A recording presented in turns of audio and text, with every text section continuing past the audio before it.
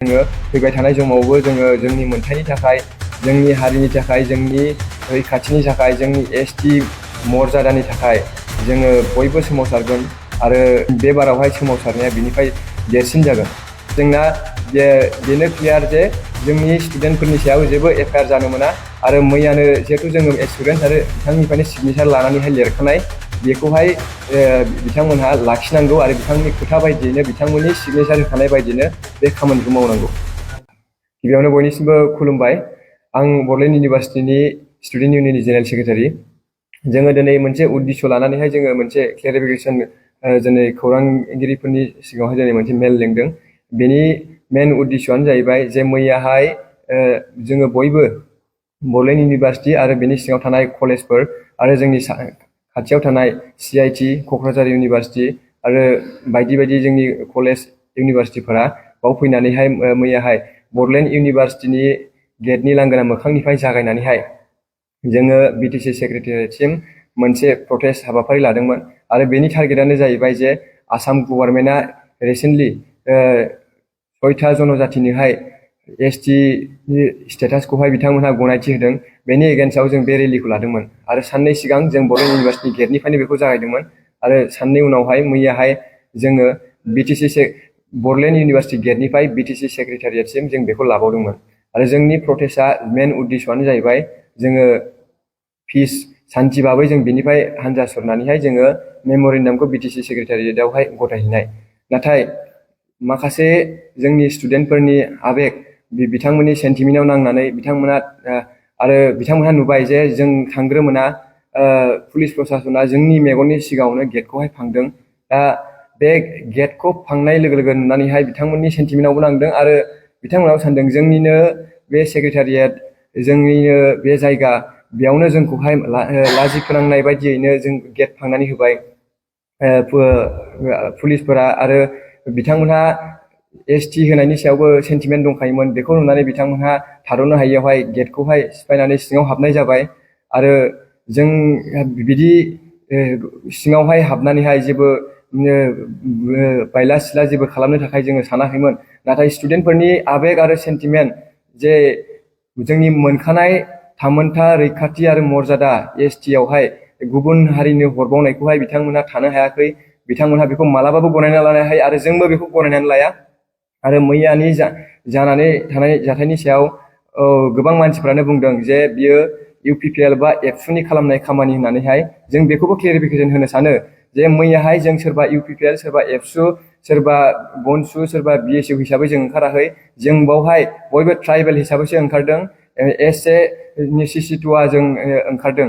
बेवहाय बर' हारिनि आरो राभा हारिनि आरो गोबां माखासे हारिनिबो दङमोन। जोंनि बड'लेण्ड इउनिभार्सिटियाव स्पेसियेलि मेन जोंनि स्टुडेन्टफोरानो जाबाय बर' हारि आरो राभा हारि। जों मोननैनियानो जोङो सिसिटुवानि आन्दारावहाय जों बेखौ लिड खालामनानैहाय लांदों आरो मानसिफोरा जे बुंबाय थादों जे UPPL एबसुनि खामानि, बे एकदम नंखाय। मानोना जों बेवहाय बयबो गासिबो आफादनिनो स्टुडेन्टफोरानो बाव थांदोंमोन। जोङो एसे जोंनि हारिखौ, जोंनि मोननांगौ जोंनि मोनथाय मर्यादा आरो जों गुबुननो जे एसटि मर्यादा होनाय बेखौहायसो जों हेंथा होनो थाखाय थांदोंमोन आरो जोंखौहाय बेबायदि जोंनि स्टुडेन्टफोरखौहाय बेबायदि नंखाय बानसावबाय थानायखौ जों गनायनानै लानो हायाखै आरो जेब्ला जोंनि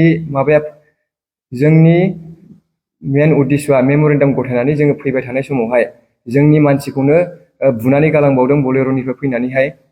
बिथांनि बिखा आरो हान्थु सेरावहाय जे बुनानै गालांदों जे नोंसोर प्रटेस्टआव थांदोंमोन दा होननानैहाय, बेखौबो जों मालाबाबो गनायनानै लानो हाया। जों बेखौ निन्दा खालामो आरो जों बयबो मैयाहाय खौसेथि जानानैसो जों थांदोंमोन आरो जों बेखौबो क्लियार होनो सानो जे जोङो सोरबा वान साइड पलिटिकेल पार्टिखौहाय जोङो बेवहाय जोङो मुदाबाद होनाखै।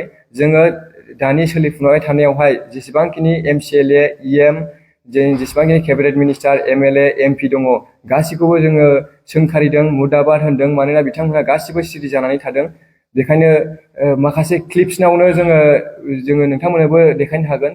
बे क्लिप्सनि गेजेरजोंनो जे जोङो आथिखालनि गासिबो MCLA, EM, मन्त्रि, MP जों गासिखौबो सोंखारिदों आरो बिथांमोनखौहाय जोङो मुर्दाबादनि मोनसे स्ल'गान होखादों आरो बेयाव खुनु बेले बेजे साननांगौनि गैया होननानै आं दिनैहाय बेखौनो क्लेरिफिकेसन होनो सानो। जिहेतु बे समाव नोंथांमोननि फरायसाफोरनि एगेन्स्टै एफआइआर होनाय जाबाय होननानै मिथिनो मोनदों।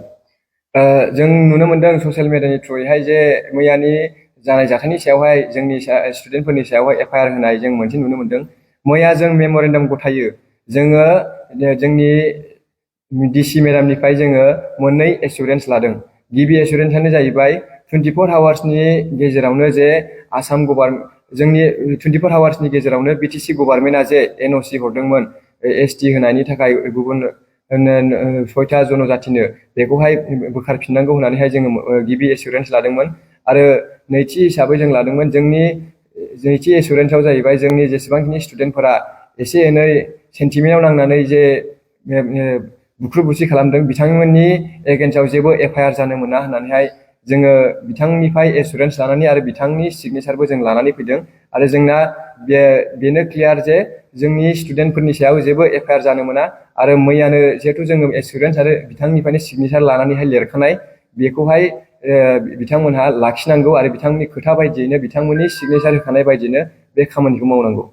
दिन्थिनो हागोन नामा नोंथांमोना एसुरेन्सनि जिहेतु बाथ्रा बुंदों? जोङो मैयाहाय हनब्ले चिफ अफ बिटिसि जोङो मोनथाम मेम'रेन्डाम होदों। गिबि मेम'रेन्डामानो जाबाय चिफ मिनिस्टार अफ आसाम, नैथिया जाहैबाय ट्राइबेल एफेयार्स आरो थामथियाव जाहैबाय हनब्ले चिफ अफ बिटिसि। नैबे मेम'रेन्डामनि थ्रुयैनो बिथाङा गावनि डिसि मेडामा रिसिप्टनि सिगनेसार लिरनानै गालांबाय आरो गावनि सिगनेसारखौबो लिरनानै गालांबाय।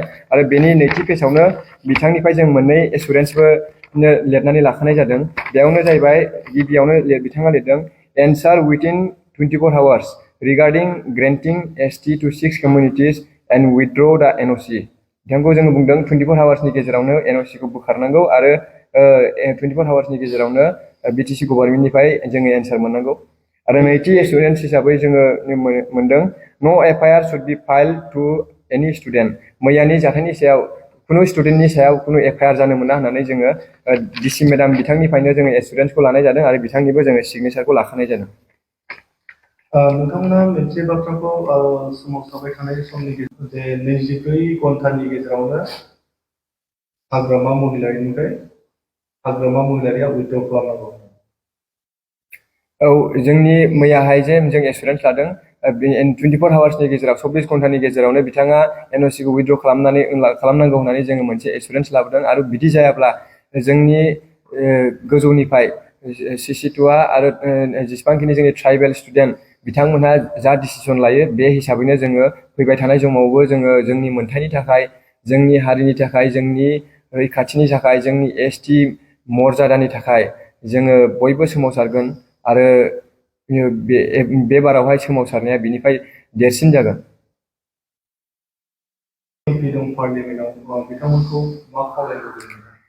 दा जिहेतु आसाम केबिनेटआव मैयानि एसटि 6था जनजातिनो एसटि होनाया मैयाहाय एप्रुभ जालांबाय। दा बियो दिल्लीयावहाय सहैबाय पार्लियामेन्टआवहाय। दा जोंहा जिहेतु सानै एमपि दङ जोंनि राज्य सभा आरो लक सभायावहाय, बिथांमोनखौ आङो खावलायहरो जे बिथांमोनहा बेनि एगेन्स्टआवहाय गसंथानांगोन आरो बे एसटि होनायखौ बिथांमोनहाबो केन्सेल खालामनायावहाय सापर्ट होनांगोन। आरो बिथांमोनहा जुदि बे खामानिखौ मावनो हायाबा जोंनि सिसिटुआ जोंनि ट्राइबेल स्टुडेन्टफ्रा बिनि सायाव मा राहा लागोन बेयो इयुनावहाय जोङो फोरमायनाय जागोन।